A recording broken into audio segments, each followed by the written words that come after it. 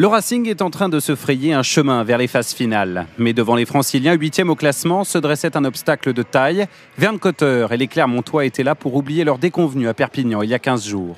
Mais le froid, la pluie ont raison de la qualité de jeu en début de match. Les équipes font alors parler leur buteur. Une pénalité pour Brock James et les Jaunards. 2 pour Wisniewski et le Racing. 6-3 pour les Franciliens à la pause. En deuxième période, James va égaliser, mais à l'heure de jeu, il manque l'occasion de donner l'avantage aux Clermontois. Privé de 9 internationaux contre 5 pour le Racing, Clermont subit dans le jeu et se trouve pénalisé encore à 2 reprises.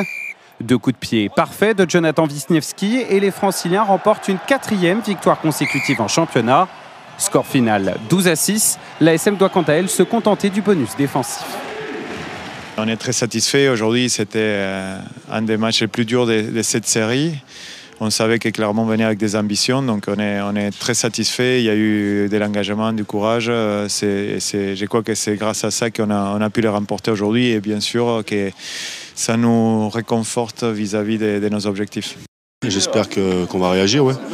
En tout cas, on est loin d'être arrivé et il faut pas croire ça, et se remettre au boulot. Il y a encore beaucoup de choses à régler, mais voilà, on prend un point ce soir, mais on en laisse 3 en route. Je pense qu'il y avait moyen de les prendre.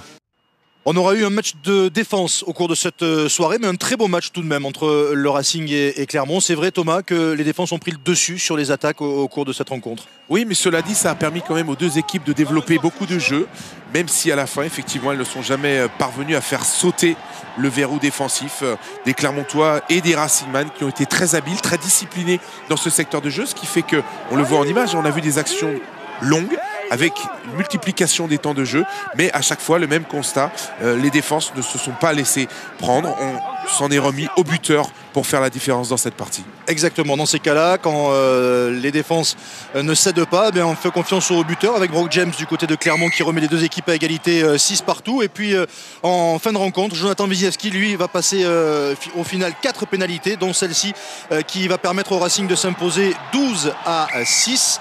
12-6 en faveur du Racing, c'est la 4e victoire d'affilée pour les Racingmen face à Clermont qui prend un point de bonus défensif. Une équipe du Racing qui s'affiche dorénavant comme un client très sérieux pour la qualification pour les phases finales. Oui, c'est juste, ils sont en train de construire, en venant à bout d'une équipe comme Clermont, d'affirmer finalement leurs ambitions et de récupérer un capital confiance qu'ils avaient un peu perdu en début de saison.